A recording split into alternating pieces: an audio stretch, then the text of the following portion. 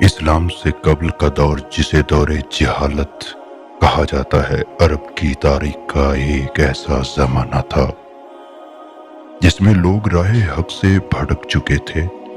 اللہ کی وحدانیت جو حضرت ابراہیم علیہ السلام اور حضرت اسماعیل علیہ السلام کے ذریعے قائم کی گئی تھی، وقت کے ساتھ ساتھ لوگوں کی نظروں سے اوجھل ہو گئی۔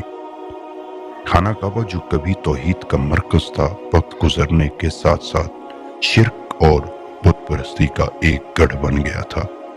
اسی شرک کا ایک مشہور واقعہ یالا اور نائلہ سے متعلق ہے، جو اسلام کی آمد سے پہلے خانہ کعبہ میں رکھے گئے بتوں میں شامل تھے۔ یالا اور نائلہ کون تھے؟ یالا اور نائلہ کے بارے میں کئی روایات ملتی ہیں، لیکن سب سے معروف روایت سے آج ہم پردہ اٹھانے والے ہیں۔ روایت یوں ہے کہ یہ دونوں ایک دوسرے سے محبت کرنے والے جوان تھے۔ بعض مورخین لکھتے ہیں کہ یہ دونوں خانہ کعبہ میں داخل ہوئے اور وہاں ایسا فعل کیا جو اللہ تعالیٰ کی غضب کا باعث بنا۔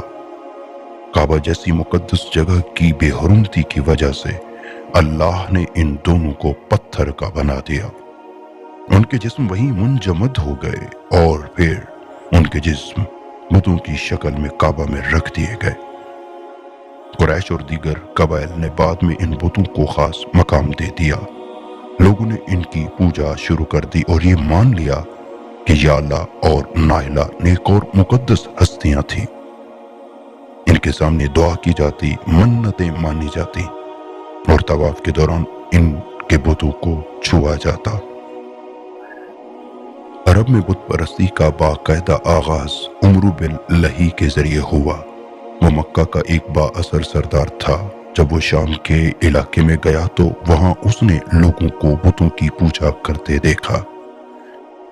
اس نے یہ دیکھا کہ وہ لوگ بتوں سے بارش مانگتے ہیں، فصلوں کی برکت چاہتے ہیں اور بیماریوں سے شفا مانگتے ہیں۔ عمرو بن لہی کو یہ عمل اچھا لگا اور اس نے واپسی پر شام سے بت لا کر عرب میں رکھے۔ سب سے پہلا بت جسے وہ لایا وہ حبل تھا، جسے اس نے خانہ کعبہ میں نصب کیا۔ اس کے بعد ہر قبیلے نے اپنے اپنے بت بنا لیے اور کعبہ میں رکھ دیے۔ یالا اور نائلہ بھی انہی بتوں میں شامل تھے جنہیں قریش نے کعبہ کے دروازے کے قریب دیوار پر نصب کر دیا۔ ان کا ذکر کئی عرب شاعروں کی شاعری میں بھی ملتا ہے۔ وقت کے ساتھ ساتھ خانہ کعبہ میں 360 بت جمع ہو چکے تھے۔ ہر دن کا ایک الگ بت، ہر قبیلے کا الگ معبود۔ کعبہ جو ایک اللہ کی عبادت کا مقام تھا، اب بت پرستی کا مرکز بن گیا تھا۔ لوگ ان بتوں کے سامنے سجدہ کرتے، نظریں چڑھاتے اور ان سے فریاد کرتے۔ یالا اور نائلہ کے بتوں کو خاص طور پر قریش کی عورتیں بہت اہمیت دیتی تھیں، کیونکہ یہ روایت تھی کہ نائلہ عورتوں کی حاجتیں پوری کرتی ہے۔ جب اللہ تعالیٰ نے نبی کریم صلی اللہ علیہ وآلہ وآصحابہ وسلم کو نبوت عطا فرمائی تو آپ نے سب سے پہلے لوگوں کو توحید کی طرف بلا لیا۔ آپ نے کہا کہ صرف ایک ہی اللہ کی عبادت کی جائے، نہ کسی بت کی، نہ کسی شخص کی، نہ کسی وسیلے کی۔ آپ کی تعلیمات سے قریش کو سخت تکلیف ہوئی، کیونکہ ان کا معاشی اور معاشرتی نظام ان بتوں سے جڑا ہوا تھا۔ سال تک مکہ میں آپ صلی اللہ علیہ وآلہ وسلم نے صرف توحید کا ہی تو پیغام دیا، ان بتوں کی مخالفت کی جن میں یالا اور نائلہ بھی شامل تھے۔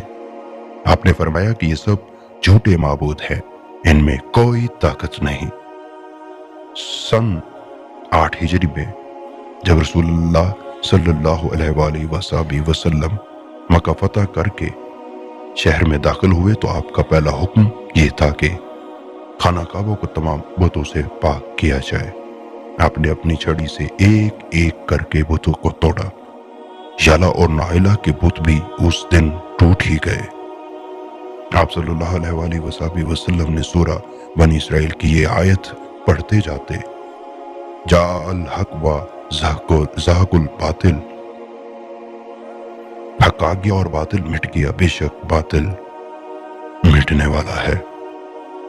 उस दिन खाना काबा फिर अल्लाह की इबादत का मरकज बन गया।